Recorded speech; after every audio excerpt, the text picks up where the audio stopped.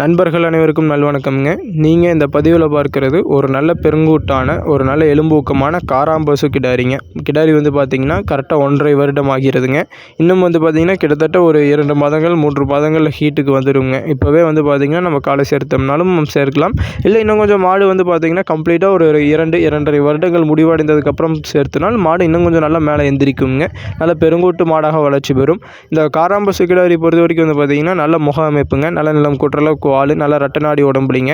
நெஞ்சு அங்குலியில் மட்டும் வந்து பார்த்திங்கன்னா ஒரு இடத்துல ஒரு சின்ன மறை இருக்கிறது. மற்றபடி மாடுகளில் வந்து பார்த்திங்கன்னா எந்த விதமான தவறும் கிடையாது. நல்ல ஒரு மாடாக வளர்ச்சி பெறும்பொழுது பெருங்கூட்டு மாடாக வளர்ச்சி பெறுங்க. நல்ல பெருங்கூட்டு காராம்பசு கிடாரியாக வளர்ச்சி பெறும். ஸோ இதனுடைய விற்பனை விலை வந்து பார்த்திங்கன்னா 36,000 ரூபாய் நம்ம சொல்கிறோமுங்க.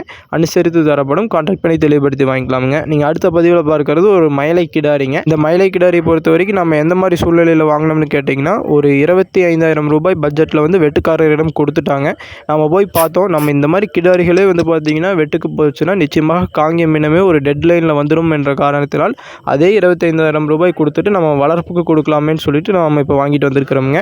இந்த கிடாரி பொறுத்த வரைக்கும் உடல் அமைப்பில் எந்த விதமான தவறும் கிடையாதுங்க. நல்லா ரட்டநாடி உடம்புல, நல்ல ஒரு ரட்டை திமிழில், நல்ல நிலவு குற்றளவுக்கு வாலில் நல்ல ஒரு மாடாக வளர்ச்சி பெறும் பொழுது இதுவும் ஒரு எலும்பூக்கமான நல்ல ஒரு பெருங்கூட்டான மாடாக வளர்ச்சி பெறுங்க. நல்ல கைப்பழக்கத்தில் இருக்கிறது. ஸோ இந்த மயிலை கிடாரி உங்களுக்கு தேவைப்பட்டாலும் கான்டாக்ட் பண்ணி தெளிவுபடுத்தி வாங்கிக்கலாமுங்க. நன்றி, வணக்கம்.